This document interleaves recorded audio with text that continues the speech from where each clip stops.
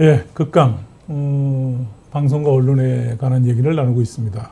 이제 오늘 8번째 시간인데요. 앞에까지는 주로 이제 방송에 관한 얘기를 주로 했습니다. 그래서 오늘은 조금 주제를 바꿔서 신문과 또 최근에 상당히 많은 그 사회적 논쟁거리도 되고 또 영향도 커지고 있는 인터넷, 이 두 개의 주제에 대해서 나머지 3개 강의를 좀 해볼까 합니다. 자, 먼저 신문에 대한 얘기를 좀 해야 될 것 같은데요. 몇 가지 제가 좀 일화를 얘기를 좀 해드리죠. 지금 2009년쯤 됩니다. 제가 그때 이제 그 당시 정부가 그 종합편성 채널을 지금 승인하겠다, 신규로 하겠다고 추진을 할 때였습니다. 그래서 이제 법도 개정하고 또 여러 가지 사회적으로 이슈가 됐던 시절인데요. 그때 제가 신문사, 그냥 우리나라에서 좀 상당히 메이저급 신문사의 그 한 사주분하고 얘기를 하던 가운데 그때 이런 얘기를 했던 기억이 납니다. 이게 뭐냐면 그분이 그 얘기한 얘기가 신문만 계속 고집하게 되면 분명히 망할 것 같고, 그런데 방송 같은 다른 매체로 만약에 전환한다고 하면 어떻게 되면 좀 더 빨리 망할 거 아닌가라는 얘기를 많이 듣고 있다. 또 그 말이 듣기에는 서운해 보이지만 또 그렇게 틀린 말이 아닌 것 같다 하면서 그때 그 딜레마를 얘기했던 것 같습니다. 그러니까 새롭게 방송으로 진출하느냐, 아니면 또 인터넷, 여러 가지 모바일 이런 쪽에 매체를 패러다임을 바꿔가는 것이 과연 옳은 건지, 바꿔가는 건 맞는데 그렇다고 또 바꿔간다고 해서 뚜렷하게 지금의 이른바 그 시장세가 약화되고 있는 그 신문을 계속 유지할 수 있을 것인지 하는 그런 고민을 그렇게 반영한 얘기가 아닌가 이렇게 생각이 듭니다. 이게 지금부터 한 6, 7년 전이니까요. 그런데 사실은 이 신문이 별로 좋지 않을 거다. 앞으로 신문의 미래가 밝지 않다는 얘기는 지금보다 훨씬 전입니다.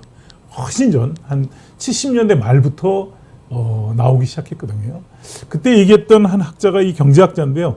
제임스 로스라고 하는 경제학자인데, 이분이 뭐라고 얘기했냐면 거기 보면 침체의 소용돌이라고 했어요. Downward spiral이라고 했습니다. 이게 뭐냐면 나중에 좀 설명을 드리겠습니다만, 우리나라 신문이 대개 두 가지의 그 수익 구조를 가지고 있어요. 하나는 구독자라고 하는 수익 구조입니다. 월 수신료 얼마씩 내는 거. 아니면 신문을 하나씩 사서 보는 사람도 있겠죠. 가판으로 사는 사람도 있는데, 이렇게 해서 얻는 구독 수입. 근데 구독 수입은 사실은 콘텐츠의 질이 굉장히 높아야 되겠죠. 그러니까 이 신문의 질이 높지 않으면 사실은 누가 돈 주고 사보려고 하겠습니까? 그런데 또 한편으로는 또 큰 수입이 광고거든요. 이 광고 수입이 있는데, 이 광고 수입은 또 많은 독자들이 봐야 되거든요. 많은 독자를 보게 하려면은 어떻게 돼야 됩니까? 질이 높아서 보게 하는 방법도 있지만 가격을 다운시켜서 보게 하는 게 있죠. 그러니까 이게 이른바 양면시장이라고 하는 건데요. 이 두 가지가 다 안 된다 이게요. 그래서 광고 수입이 줄어드니까 콘텐츠에 투자할 돈이 떨어지고, 그러면 좋은 기사를 못 쓰니까 또 광고 수입이, 독자가 줄어들고, 또 그러니까 광고 수입이 줄어들고 하는 이런 계속 순환 과정을 겪어서 결국 신문이 어떻게 보면 소멸될지도 모른다라고 하는 걸 그때 얘기를 했습니다. 근데 사실 이때만 해도 우리나라뿐만 아니라 미국의 모든 신문사들도 그럴 리가 없다. 이건 너무 성급한 얘기다라고 했습니다. 물론 이제 일부 학자들은 그럴 수 있다. 왜냐면 그때가 이제 70년대 중반에 한참 요즘 우리가 얘기하는 정보화 사회, 소위 말하는 새로운 커뮤니케이션 테크놀로지들이 막 개발될 때입니다. 컴퓨터라든지 또 컴퓨터 반도체, 그다음에 커뮤니케이션 테크놀로지들도 막 그때 개발이 될 때이기 때문에 아마 이렇게 되면은 이 종이신문이라는 게 사라지지 않겠냐라고 하는 우려가 약간 미래학자들 사이에 있었지만, 과연 많은 학자들이 그거에 대해서 동의하지는 않았던 것 같아요. 그러나 그런 우려를 보여주긴 했습니다. 그 다음에 이제 이건 최근입니다. 이것도 한 2009년쯤 되는데, 이거는 구체적으로 이 필립 마이어라고 하는 사람이 2044년이면 신문인 종이가 사라질 것이다 라고 예측을 했어요. 여러 가지 그 당시 통계치 같은 거, 점차 줄어드는 추세 이런 걸 얘기했는데, 2044년이라고 했을 때, 그 당시 이 말이 나왔을 때 많은 사람들이 글쎄 2044년까지 갈 수나 있을까? 라고 할 정도로 굉장히 좀 신문이 위기감에 빠졌을 때입니다. 그럼 실제 한번 그걸 봐야 될 것 같은데요. 이거는 최근에 이 전문 기관입니다. 거기 나와 있는 그 Future Exploration이라고 하는 그 전문 기관인데요. 이 전문기관이 각 나라의 신문이 언제쯤 망할 것인가를 이렇게 표로 그려놨습니다. 거기 보시면 약간 이제 밝은 쪽에 있는 나라들, 그러니까 푸른 계통이 보이는 나라들이 이제 좀 뭐 어떻게 보면 그나마 좀 오래 유지할 거다, 한 3, 40년대까지 갈 거다 그러고, 붉은색 쪽으로 가면 갈수록 이제 빨리 망할 것입니다. 가장 빨리 망하는 나라는 그 맨 위에 있는 것이 미국입니다. 2017년에 다 없어질 거다, 신문이 이렇게 얘기합니다. 글쎄요, 이게 맞을지 안 맞을지 모르겠어요. 내후년인데. 근데 내가 볼 때 이 예측은 내가 볼 때 한 80%는 맞았다 이렇게 얘기할 수 있습니다. 왜냐하면 이미 종이만 가지고, 종이신문만 가지고 운영해 나가는 신문사는 미국에 이제 거의 없다는 거죠. 그렇기 때문에 뭐 거의 맞았다 이렇게 볼 수 있고, 그래서 지금 미국의 특히 메이저 신문사들도 이제 다 문을 닫고 있기 때문에 맞을 것 같습니다. 뭐 그 다음에 영국, 캐나다. 근데 재밌는 게요, 붉은색이 많아질수록 선진국이라는 거죠. 반면에 이 푸른색이 많은 쪽을 좀 보면 아프리카라든지 중남미라든지 뭐 저 서남아시아 내지는 뭐 저쪽 중근동아시아 이런 지역들, 이게 아마 약간 뭐 그 GNP도 좀 낮고요. 뭐 어떻게 보면 그 경제 발전 수준이 좀 떨어지는 나라들이죠. 그 얘기는 뭐냐면 점점 좋은 커뮤니케이션 테크놀로지가 많이 발달하면 할수록 신문이 빨리 망한다 이렇게 얘기할 수 있습니다.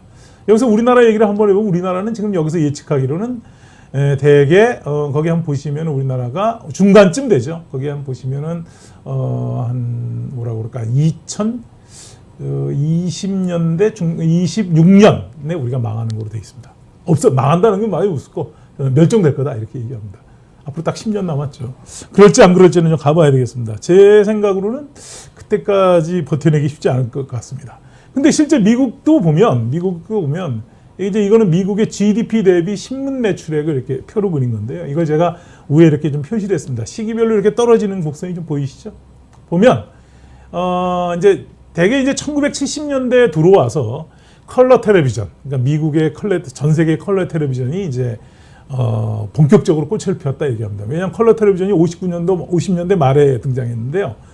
컬러 텔레비전이 이제 급속히 보급된 거는 60년대 중후반에 이제 자본주의가 꽃을 피면서 확산이 됐고요. 우리나라는 좀 늦었죠. 우리나라는 80년대 들어와서 했으니까요. 우리나라 뭐 정치적인 이유도 있었고 좀 뭐 여러 가지 이유가 있었습니다만, 그런데 그때 TV가 등장하고 나서 신문이 굉장히 어려울 거다라고 그때 고민을 많이 했어요. 모든 학자들도 그랬고. 그런데 실제 1990년대 초반 중반까지 보면 이르기까지 보면 별 크게 줄지는 않았어요. 이게 왜냐하면 신문과 텔레비전은 이른바 미디어 공생이 일어났거든요.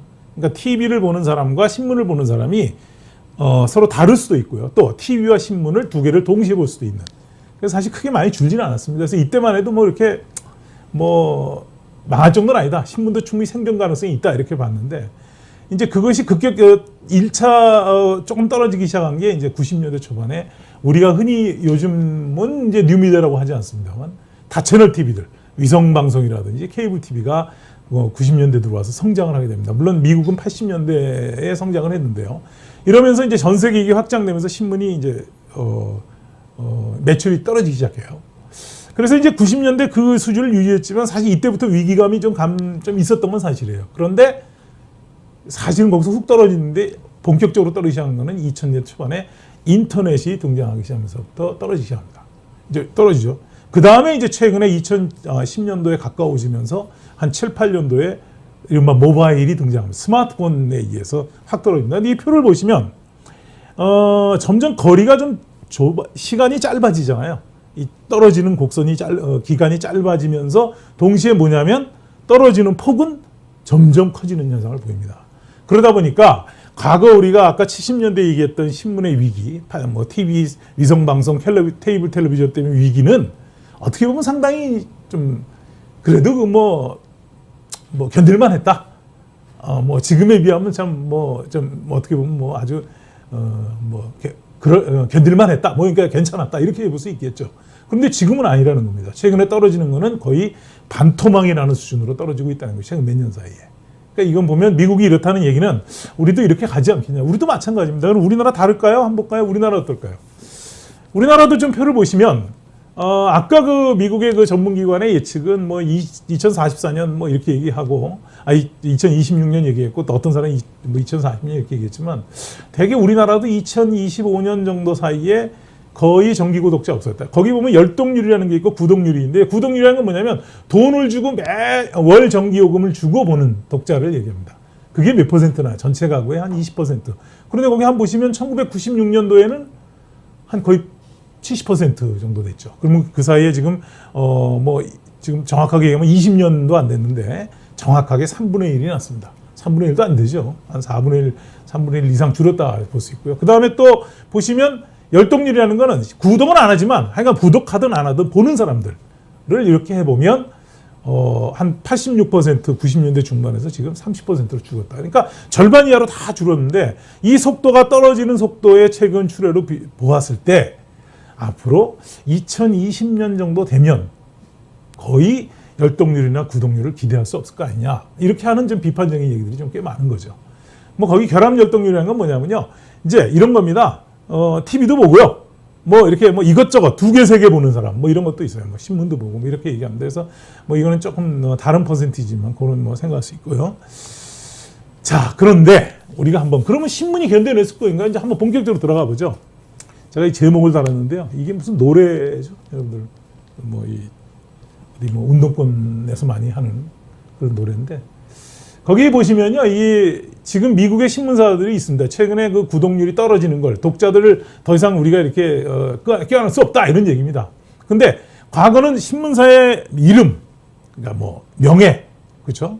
뭐 이런 거 가지고 독자의 어떤 그 로얄티, 충성심, 뭐 사랑이죠. 이런 걸 가지고 이제 신문이 버텨냈죠. 그게 굉장히 컸죠. 우리나라 같으면 예를 들면 뭐 조선일보, 동아일보, 뭐 중앙일보, 뭐 이런 것들에 대한 자기 충성심도 있었고요. 또 뭐 약간 이런 좀 그보다 성향이 좀 다른 성향을 가진 사람들은 뭐 한겨레 신문, 난 그거 꼭 봐야 되겠다.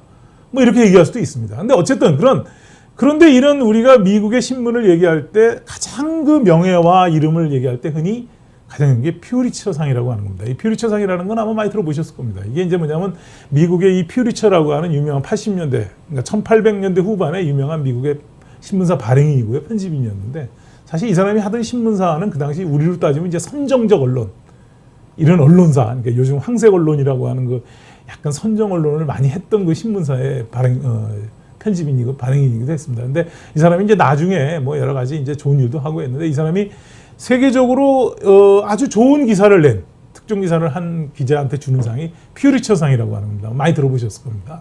요즘은 퇴색하긴 했지만요. 그래서 미국의 신문의 어떤 명예나 이름을 평가할 때 가장 많이 나오는 게 뭐냐면 퓨리처상을 몇 명이나 받았냐 하는 거예요.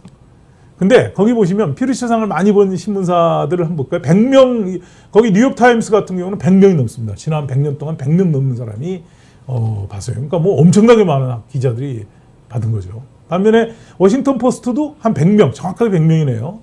100명 정도가 퓨리처상을 받았습니다. 그리고 우리가 알만합니다만 로스앤젤레스 타임스가 있습니다. 이거 사실 지금 문 닫았어요. 로스앤젤레스 타임스. 2008년도 리먼 브라더스 사건 때 문 닫은 신문사입니다. 우리에게 잘 알려져 있죠. 왜냐하면 미국이 상당히 보수적인 신문이라서 우리나라 언론사들이 좀 많이 좀 이렇게 좀 뭐라고 그럴까요? 좀 이렇게 많이 차용 이렇게 인용도 하고 했던 신문사이긴 합니다. 그런데 뉴욕 타임스를 제외하고 나머지는 발행 부수가 다 많이 떨어졌죠. 2%, 5%, 7%까지 좀 떨어졌죠. 그러니까 25%, 70, 50%, 70%까지 떨어진 거예요. 근데 실제 보면 거의 50% 가까이 다 떨어졌잖아요. 그러니까 퓨리처상이 없는 많이 받은 신문사 워싱턴 포스트나 그 다음에 중간쯤 받은 로스앤젤레스 타임스나 또 못 받은 많은 신문들도 뭐 몇 명 안 받은 많은 신문들도 50%가량 다 떨어졌다는 얘기입니다. 근데 유일하게 보면 뉴욕 타임스만 지금 버티고 있다. 그건 뒷부분에 뉴욕 타임스 얘기는 좀 더 해보도록 하겠습니다. 그래서 거기 보시면 우리가 알만한 신문들이 유명한 신문들이 있습니다. 로스앤젤레스 타임스, 시카고 트리뷴지, 그다음에 뭐 필라델피아 인콰이러 이런 신문들은 문을 닫았어요. 아예. 지금 없습니다. 이거 많이 알려진 신문이죠, 우리에게. 시카고 트리뷴지 같은 경우는 이제 보수지고요. 유대계 신문이기도 하고. 그래서 좀 특히 우리가 이런 냉전 시대에 상당히 인기를 끌었던 신문이고요. 또 시카고 트리뷴지는 특히 우리나라가 공산권 뉴스라든지 뭐 북한 뉴스 이런 거 관련해 가지고는 비교적 또 미국의 외교 정책 이런 거에 대해서는 우리가 상당히 권위를 많이 자랑하던 신문사긴 했는데 문 닫아버렸습니다. 로스앤젤레스는 또 우리하고 뭐 여러 가지 우리 교민들도 많고 그러니까 또 많이 있죠. 어쨌든 많았어요. 근데 거기 밑에 나와 있는 피카윤이라고 하는 더 타임스 피카윤이라는 신문은요, 뉴올리언스의 조그만 도시에서 나오던 지역 신문입니다. 근데 이 신문사가요, 왜 유명했냐면 이 신문사가 아마 기억나실 겁니다. 2005년도 카트리나 그 허리케인이 왔을 때 뉴올리언스를 싹쓸이했을 때 가장 특종을 많이 한 신문사입니다. 그래서 이 신문사 정말 상도 많이 받고 정말 이런 신문은 필요하다라고 국민들이 막 칭송받았는데 몇 년 전에 그냥 우리 앞으로 이 종이신문 별로 안 하겠다. 뭐 일주일에 한두 번만 내고 나머지는 다 인터넷으로 전환하겠다. 뭐 디지털로 전환하겠다 해서 지네들이 그 사고에 냈던 신문 Newspaper to move focus to digital. 우린 디지털로 가겠다. 그러니까 디지털로 가겠다라고 얘기하는 거죠. 그래서 사라지거나 아니면 아예 종이신문을 포기하는 현상이 일상적으로 보여지고 있다는 얘기입니다. 자, 그럼 우리는 어떻게 살까? 이제 한번 좀 고민해 봐야 되겠습니다. 제가 여기 지금 내가요, 이거는 지난주입니다. 지난주에 한국광고주협회라고 있습니다. 이 광고주협회가 뭐 하는 데냐면요, 우리나라의 모든 기업들이 다 모인 협회라고 생각하시면 됩니다. 왜냐하면 광고를 언론사한테 주는 걸 광고주라고 합니다. 그러니까 우리나라 뭐 대기업들, 뭐 중소기업들 다 들어와 있습니다, 여기는. 그러니까 우리나라에서 광고에서는 가장 힘이 영향력이 있는 그런 단체인데요. 협회가 한국리서치라는 회사에 해서 5가지의 언론사를 위협하는, 그러니까 보도의 자유, 그러니까 보도의 독립성을 위협하는 요소들을 갖다가 조사를 했어요. 거기 있는 기자들 상대로. 뭐 사주의 영향이 있느냐, 아니면 정치적 통제를 받느냐, 또 뭐 광고주로부터 영향을 받느냐, 또 뭐 물론 뭐 여러 가지 뭐 광고를 해오라는 어떤 그런 뭐 영향도 있느냐, 뭐 이런 한 몇 가지 항목을 가지고 조사해서 정상적으로 발행 부수를 가지고 광고를 따오는 신문사가 아니라 신문사가, 언론사가 가지고 있는 뉴스라든지 아니면 자기네들의 어떤 그런 사회적 권력, 파워, 영향력 같은 걸 가지고 이른바 광고를 뜯어먹는 언론사, 이걸 이 사람들이 유사 언론이라고 했습니다. 그러면서 지난주에 발표를 해가지고 지금 뭐 이것 때문에 굉장히 싸움이 많이 났어요. 왜냐하면 여기에 보면 뭐 글자를 적게 해서 많은 분들이 못 보이겠습니다만은 종합일간지 우리가 알만한 신문사 다 있죠, 거기. 그렇죠? 뭐 다 알고 있고, 또 약간 진보적이라는 신문사도 거기 들어가 있고요. 경제지는 뭐 한 군데 빼고 다 들어가 있어. 여기 다 들어가 있네. 하나도 안 빼놓고 다 들어가 있습니다. 방송사까지 들어가 있어요. 최근에 뭐 이런 최근에. 그다음에 인터넷 매체는 뭐 수도 쓰고 스포츠 신문도 많고 전문 신문도 마찬가지입니다. 이걸 딱 보면 한마디로 딱 생각나죠. 혹시 얘기 들어보셨어요? 거기 민나 도로보데스라고요. 이 민나 도로보데스라는 말을, 이게 어디에 나오는 거냐면요. 1980년대 말에요. 그 공주갑부 김갑순이라고 하는 이른바 뭐라 그럴까, 재벌, 그러니까 이 돈 많은 사람들 열전 시리즈를 한 적이 있습니다. 근데 이 프로에 갑부 김갑순이라는 프로를 했었어요. 거기 이제 이 공주의 아주 그 당시 일제시대 때 공주 땅을 밟으려면 뭐 김갑순이 땅을 안 밟고는 공주를 못 지나간다, 뭐 이런 얘기를 할 정도로 부자였는데, 이 사람이 하여간 그 일제시대 때 그 일본 뭐 어떤 그 관료들, 뭐 일본의 뭐 그 높은 사람들, 또 뭐 이런 사람들한테 자기의 생존의 삶, 이 사람이 그 돈을 많이 벌면서 아주 굉장히 많은 그 어떤 자기 어떤 여러 가지 뭐 뒷거래를 합니다. 그러니까 생존하기 위한 거죠. 돈을 벌기 위해서. 그러면서 이 사람이 딱 한 말을 해요. 뭐라고 하냐면 민나 도로부데스. 이게 무슨 뜻이냐면요, 모두 다 도둑놈, 이런 뜻입니다. 모두 다 도둑놈이다, 이게 세상을. 가만히 보면 이렇게 여기 광고주협회에서 유사 언론 나온 거 보면 우리나라 언론은 다 도둑놈 같아요. 빠진 데가 없잖아요. 여러분 한번 여기서 내가 보는 알만한 신문 중에 빠진 신문이 있는지 한번 보세요. 다 있을 겁니다. 아마 이거 길자가 작아서 안 보이겠지만. 그래서 오죽하면 협회도 있어요. 협회도 여기에 또 유사 언론에 집어넣었어요. 그러니까 이 정도로 굉장히 심각한 거죠. 왜? 우리나라 언론들이 오래 살 수 없는 이유가 뭐냐? 저렇게 막 경제적으로 또이고 독자도 줄어들고 광고 수입도 줄어드니까 이른바 자기네들이 갖고 있던 오랫동안의 그 신문의 그 어떤 권위라든지 명예, 이런 거 이제 안 보겠다는 거예요. 내가 광고만 많이 늘릴 수 있고 돈만 벌 수 있으면 무슨 짓이든지 하겠다. 이게 사실 언론이 굉장히 황폐화되고, 최근에 우리나라 언론이 이게 상당히 그 위기다라고 하는 이유 중에 하나입니다. 그 얘기는 뭘까? 아까 제가 얘기한 것처럼 이제는 이름이 먹여 살려주지 않는다, 신문도. 이제 생존을 내가 찾아야 된다. 먹거리 찾아야 된다. 뭐 이렇게 얘기할 수 있을 것 같습니다.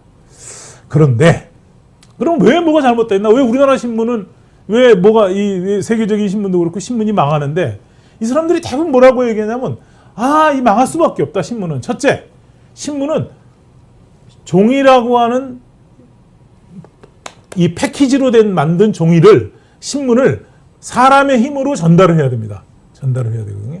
그럼 전달해야 된다는 얘기는 뭐냐면 돈이 많이 들죠.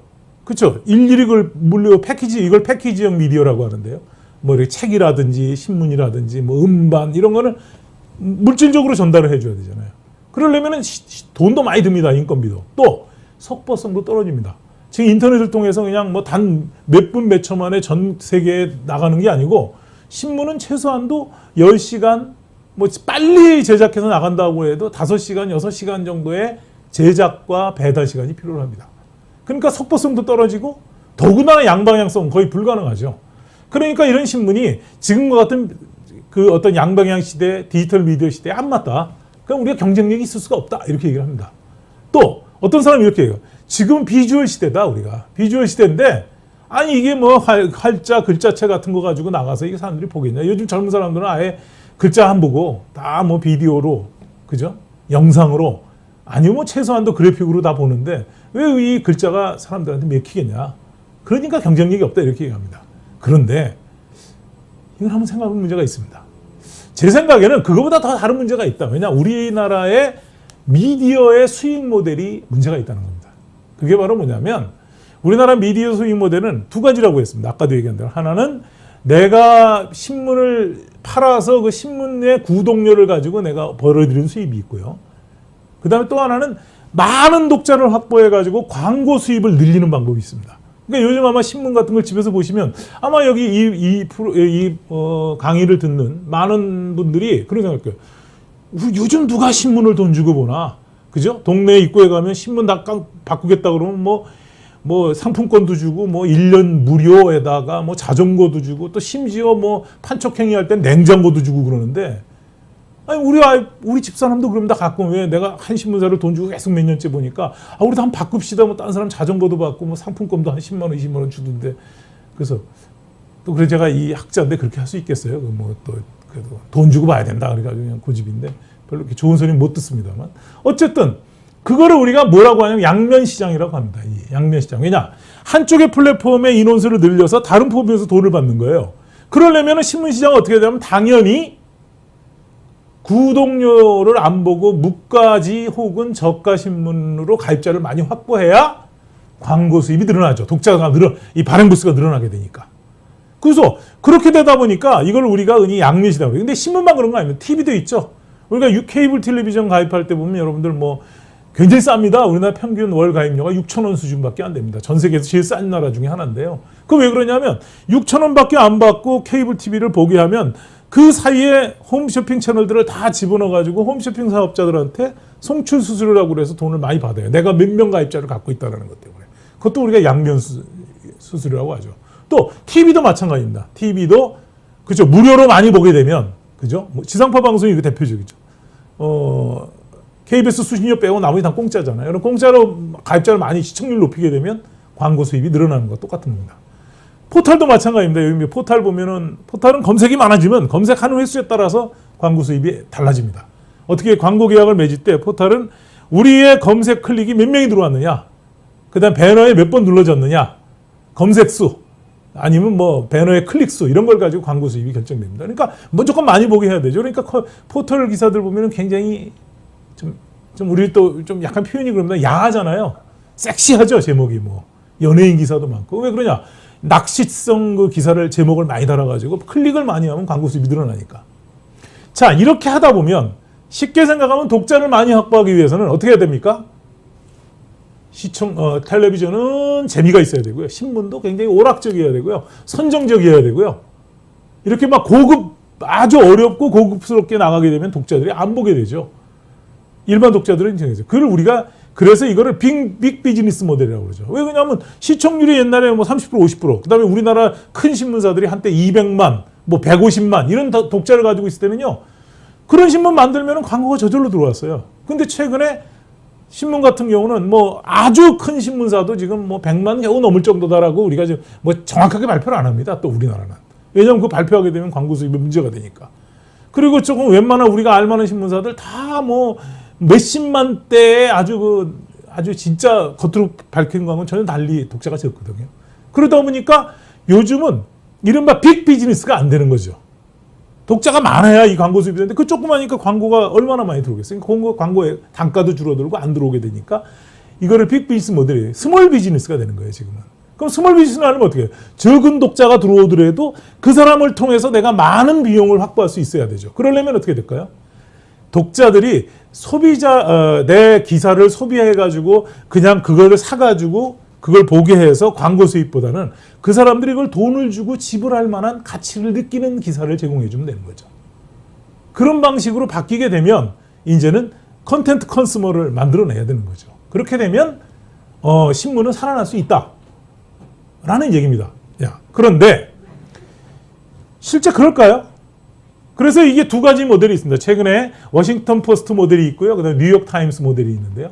워싱턴 포스트 모델은 이게 이 디지털 전환으로 좀 가속화시킨 모델이고 뉴욕 타임스 모델은 최근에 발표했습니다만 뉴욕 타임스는 기존의 신문의 질을 좀 높인 겁니다. 워싱턴 포스트는 어떤 식으로 얘기했냐면요. 워싱턴 포스트 잘 아시죠? 그 신문사는 그 아마존에 있는 베조스라고 하는 창시자가 인수를 했어요. 2014년에. 그러고 나서 우리는 이제 신문이 아니고 디지털이다. 디지털로 전환해야겠다. 해서 완전히 디지털로 전환하고 그 대신 아마존의 전통적인 방법입니다. 아마존 들어가 보셨죠? 아마존 들어가 보면 자기네 회사의 상품뿐만 아니라 자기네들의 그 직접 제공하는 상품뿐만 아니라 경쟁사의 상품들도 다 팝니다. 그러니까 신문사들도 아마존의 이 워싱턴 포스트의 포털에 신문사 포털에 들어가면 워싱턴 포스트 기사뿐만 아니라 거기 보면 버저피드라든지 허핑턴 포스트 것도 다 들어오고 경쟁 기사들의 같은 기사도 다 제공해줘요. 그래서 조금 거기 보면 컴피티션 베이스드 비즈니스 모델이라고 하는데요. 이 모델로 가고 있다. 그래서 디지털 전환으로 완전히 가서 잠재적 독자를 늘리는 걸로 합니다. 근데 뉴욕 타임스는 최근에 발표를 했죠. 뭐냐? 우리는 우리의 브랜드를 높이고 충성심 높은 노력을 하겠다. 그래서 거기에 재밌는 얘기를 하고 있습니다. 좋은 기사거리를 좀 더 질 높은 기사를 많이 만들고 그걸 다양한 패키지로 제공해서 사람들이 인터넷에서 많이 회자시키도록 만들겠다라고 해서 재밌는 게 이런 여러 가지 다양한 그런 여러 가지 프로그램입니다. 거기 뭐 모닝 믹스라든지 포스트 이브닝 같은 경우는요, 이 경쟁사 거를 다 그 관련 기사를 제공해 주는 겁니다. 그 다음에 그 밑에 거는 뉴욕 타임스의 모바일 뉴스입니다. 자, 그러다 보니까 이거는 뭐 참고하시고요. 뉴욕 타임스는 유료 그 신문 독자가 늘었어요, 도리어. 워싱턴 포스트는 신문 독자가 늘고 디지털 전환자가 많아진 반면에. 자, 그런데 어느 게 더 성공할까요? 이 표를 한번 보시면 미국의 그 신문사의 수입은 계속 많이 줄고 있지만 거기 지나게 돼 있는 디지털로 인한 수익 모델은 그 떨어지는 것에 많은 걸 채워주지 못하고 있습니다. 아주 줄어들고 있죠. 그러니까 겨우 조금 만회할 수 있기 때문에 결국 궁극적으로는 뉴욕 타임스 모델이 맞다 하는 얘기입니다. 그래서 우리도 그렇게 할 필요가 있다는 얘기입니다. 그래서 한마디로 얘기하면 이제는 신문이 없어지는 게 아니고 신문이 가지고 있던 고유한 속성 그대로 가져간다는 겁니다. 왜냐하면 신문의 여러 가지의 컨텐츠의 특성들을 전송수단만 이제는 물리적인 패키지 형태의 플러스 디지털 커뮤니케이션 테크놀로지로 다각화시켜가는 형태로 가져가면 충분히 가능하다는 거죠. 특히 우리나라의 신문은요, 정론지라든지 엘리트 신문의 의식이 좀 강하죠. 그러다 보니까 그런 신문들을 하려면 신문의 내용적 충분이 중요해요. 또 사람들이 그걸 많이 기대하는 부분도 있거든요. 그래서 우리가 디지털 융합 시대의 신문은 우리가 사멸되는 게 아니고 멸종하는 것이 아니고 아마 디지털 기술과 함께 새롭게 진화하는데 신문이 가지고 있던 고유한 속성들은 그대로 유지되는 거 아니냐, 그렇게 얘기할 수 있을 것 같습니다.